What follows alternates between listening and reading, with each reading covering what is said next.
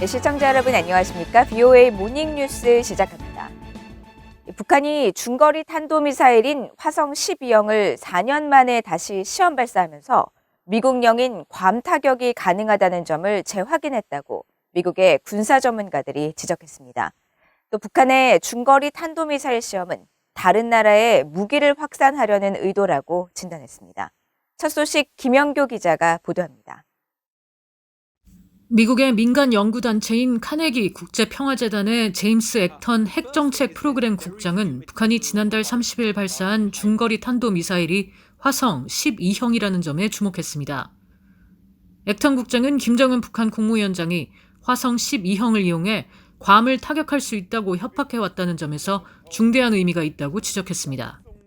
Nuclear-armed Hwasong-12 is a serious security concern for the U.S. in and of itself, and so I think the significance of this test is it reminds us that North Korea has this weapon in its arsenal. This is a missile that is at least somewhat reliable, and I think in that sense he's trying to send out deterrence messages. 브루스 벡톨 미국 엔젤로 주립대 교수는 화성 12형이 80톤 포스에 달하는 추진력을 가진 로켓을 사용하고 있으며 이는 북한이 제재를 받고 있는 것과 같은 로켓이라고 지적했습니다. 그러면서 화성 12형은 화성 14형과 15형과 같은 ICBM의 첫 단계로 대륙간 탄도미사일 ICBM 개발의 토대가 되는 미사일이라고 평가하고 북한이 다른 불량 국가에 이 미사일 기술을 확산하려는 의도를 갖고 있다고 분석했습니다. Especially because they're proliferating that missile to another rogue state. They want to continue to operate it, make sure it works better it worked fine when they tested it in 2017. All of those tests were successful. 브루스 베넷 랜드 연구소 선임 연구원은 북한이 이미 발사에 성공한 화성 12형을 다시 발사한 건 북한의 기존 발사 관행으로 볼 때 기술 향상보다 정치적 이득을 위한 행보에 가깝다고 분석했습니다. He'd had 3 previous successes with the Hwasong-12. North Korea's development philosophy or missile test philosophy is you test when you got something new to test. So my guess is this was more political than it was anything else. 제임스 액턴 핵정책 프로그램 국장은 북한은 미국이 미사일 방어 체계를 개발하는 것보다 훨씬 적은 비용으로 미사일을 만들고 있다면서 북한과 같은 나라라도 미사일 공격을 해오면 공중에서 그 미사일을 요격하는 방식으로 미국 본토를 보호할 수 없다고 지적했습니다. 특히 핵탄두를 탑재한 미사일은 재래식 탄두 미사일과 달리 매우 높은 정확성을 요구하지 않기 때문에 미국은 북한이 핵무기를 탑재한 ICBM으로 공격할 경우 막대한 대가를 치르게 될 것이라고 경고하고 방어가 아니라 억지를 위한 공격에 초점을 맞춰야 한다고 강조했습니다. BOA 뉴스 김영교입니다. 미국과 한국, 일본의 유엔 주재 대사들이 회담을 갖고 북한의 잇단 탄도미사일 발사에 대한 대응 문제를 논의했다고 린다 토머스 그린필드 유엔 주재 미국 대사가 밝혔습니다. 토머스 그린필드 대사는 지난달 31일 사회연결망 서비스 트위터를 통해 이시칸의 기미히로 유엔 주재 일본 대사, 조현 유엔 주재 한국 대사와 만나 최근 북한의 잇단 미사일 발사에 대해 논의했다고 밝혔습니다. 그러면서 이날 회담을 통해 미한일 3국은 한반도의 완전한 비핵화를 위한 긴밀한 협력을 강화해 나간다는 뜻을 재확인했다고 전했습니다.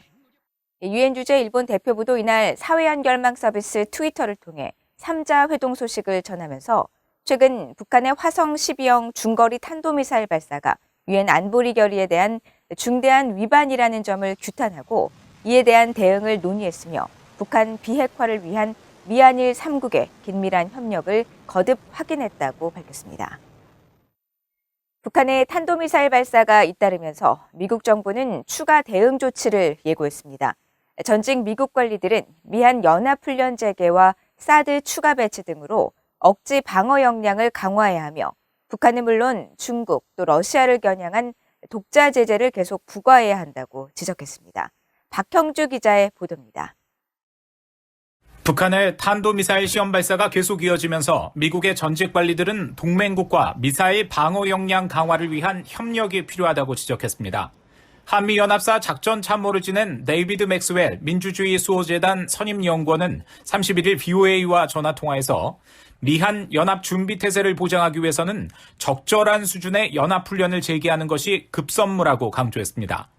또 전략자산을 한반도 주변에 재배치하고 북한의 선박간 불법 환적을 저지하기 위한 적극적인 작전을 펼치며 북한의 무기 확산을 저지하기 위한 국제 체계도 적극 활용해야 한다고 제안했습니다. We could aggressively enforce the Proliferation Security Initiative, where 106 countries have signed on to prevent the proliferation of weapons of mass destruction. And North Korea continues to proliferate weapons around the world, and they benefit greatly from doing so. 게리 세이모어 전 백악관 대량살상무기 조정관은 최근 아랍에미리트에서 사드가 실전 상황에 중거리 미사일 등을 요격한 사실을 상기하면서 한국이나 일본의 사드 추가 배치 필요성을 제기했습니다.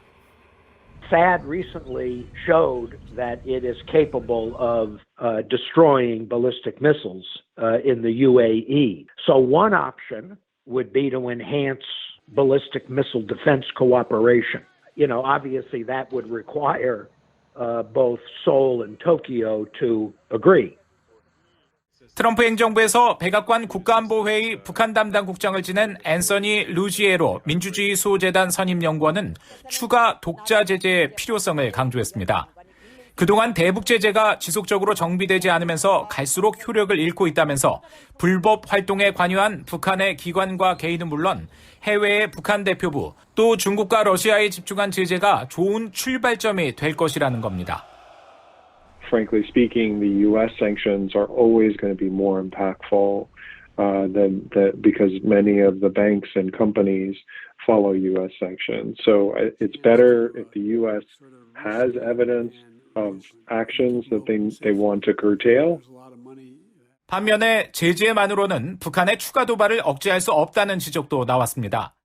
에릭 브루어 전 백악관 국가안보회의 비확산 국장은 미국의 독자 제재와 유엔 제재 등이 협상 국면에서는 지렛대를 제공할 수 있지만 제재만으로는 북한의 대륙간 탄도미사일 ICBM 발사 등을 멈추도록 설득하지 못할 것이라며 협상을 통한 합의 외에는 선택지가 많지 않다고 진단했습니다. VOA 뉴스 박형주입니다. 미국의 공화당 상원 의원이 연일 미사일을 발사하고 있는 북한이 오는 5월 유엔 군축회의 순회 의장국을 맡는 것에 대해 강력히 비판하면서 미국의 회의 보이콧, 불참을 요구했습니다. 미국은 이 같은 가식적인 회의에 참여하지 말아야 한다고 촉구했습니다. 조상진 기자가 보도합니다. 미국 상원 군사위원회 산하 전략군 소위원회 공화당 간사인 데 피셔 의원은 북한이 오는 5월 유엔 군축회의 순회 의장국을 맡은 것을 강력히 비판했습니다. 피셔 의원은 지난 31일 사회연결망 서비스 트위터를 통해 북한이 5년 만에 최장거리의 탄도미사일 시험 발사를 했으며 이제 이 불량 정권은 유엔 군축회의 의장을 맡을 예정이라고 비판하면서 미국은 이런 가식적인 회의에 참여하지 말아야 한다고 주장했습니다. 미국의 월스트리트 저널도 북한이 새해 들어 1월 한 달 사이에 7번이나 미사일 시험을 강행한 사실을 지적하며 미국은 북한이 주재하는 이번 유엔 군축회의에 참여를 거부해야 한다는 내용의 사설을 실었습니다. 신문은 특히 북한은 또 다른 국제기구를 조롱하고 있다고 지적하면서 북한은 지금 유엔이라는 무덤 위에서 춤을 추고 있다고 비판했습니다. 이어 힐렐 로이어 유엔워치 사무총장의 성명을 인용해 북한의 김정은 정권이 세계 핵무기 폐기를 주재하게 하는 것은 연쇄 강간범에게 여성 돌봄 쉼터를 맡기는 것과 같다면서 세계에서 가장 위험한 불량 핵 보유국을 군축회의장 정상에 올려놓는 것은 무엇을 상징하는 것이냐고 반문하고 백악관이나 국무부로부터 이에 대한 답변을 듣지 못했다고 밝혔습니다. 그러면서 미국은 과거 이란과 시리아, 베네수엘라가 순회 의장국을 맡았을 때처럼 북한이 주재하는 동안 군축회의를 보이콧해야 한다고 지적하고 미국이 보이콧할 경우 책임 있는 국가들도 모두 그렇게 할 것이라고 말했습니다. 지난달 26일 유엔 제네바 사무소의 성명에 따르면 북한은 오는 5월 30일부터 6월 24일까지 군축회의 순회 의장국을 맡을 예정입니다. 유엔 군축회의 의장국은 65개 회원국 가운데 매년 6개 나라가 국가명 영문 알파벳 순서에 따라 4주씩 번갈아 맡고 있습니다. 북한이 군축회의 순회 의장국을 맡는 것은 이번이 두 번째로 지난 2011년 6월 북한이 처음으로 군축회의 의장국을 맡았을 당시 캐나다의 군축회의 보이콧 선언을 시작으로 각국의 반발이 이어졌었습니다. VOA 뉴스 조상진입니다. 람 이메뉴얼 신임 주일 미국 대사가 부임 후 처음으로 하야시 요시마사 일본 외무상과 회담을 갖고 북한 등 영내 정세와 미일 동맹 문제를 논의했습니다. 지난달 23일 일본에 입국한 이메뉴얼 대사는 이날 부임 후 첫 공식 일정으로 하야시 외무상과 만나 북한의 잇단 탄도미사일 발사 등을 언급하면서 미일 양국이 직면한 문제에 대해 확실히 대처하길 원한다는 뜻을 밝혔다고 일본 외무성이 밝혔습니다. 이메뉴얼 대사는 또 미일 동맹을 한층 더 굳건하게 하기 위해 솔직하게 논의할 수 있는 관계 구축과 양국이 자유롭고 열린 인도태평양 비전을 완전히 공유할 수 있도록 노력해 나가고 싶다고 밝힌 것으로 전해졌습니다. 이메뉴얼 대사는 이날 회담 자리에 북한 정권에 의한 일본인 납치 문제를 상징하는 파란 리본 배지를 달아 일본인 납북자 문제를 국정 최우선 과제로 선포한 일본 정부와 뜻을 같이 한다는 메시지를 전한 것으로 보인다고 교토통신 등 일본 언론들이 보도했습니다. 북한 정권의 후원을 받는 것으로 알려진 해킹 조직이 세계 최대 컴퓨터 기업인 마이크로소프트의 프로그램을 악용해 해킹을 시도한 정황을 포착했다고 미국의 사이버 보안 업체가 밝혔습니다. 미국의 사이버 보안 업체 시큐리티 위크는 지난달 31일 발표한 보고서에서 북한 해킹 조직 라자루스가 마이크로소프트의 소프트웨어 갱신 프로그램 윈도우 업데이트를 이용해 해킹을 시도했다고 지적했습니다. 보고서는 이어 전 세계 대다수 컴퓨터 사용자들이 사용하는 윈도우 프로그램의 기능 향상을 돕는 윈도우 업데이트를 통해 컴퓨터를 갱신할 때 라자루스가 마이크로소프트 워드로 작성된 가짜 문서에 접속을 하도록 유도해 악성 코드를 유포했으며 미국의 대표적 소프트웨어 개발 기반인 GitHub를 통해 컴퓨터에 악성 코드를 심고 원격 조정을 해왔다고 밝혔습니다.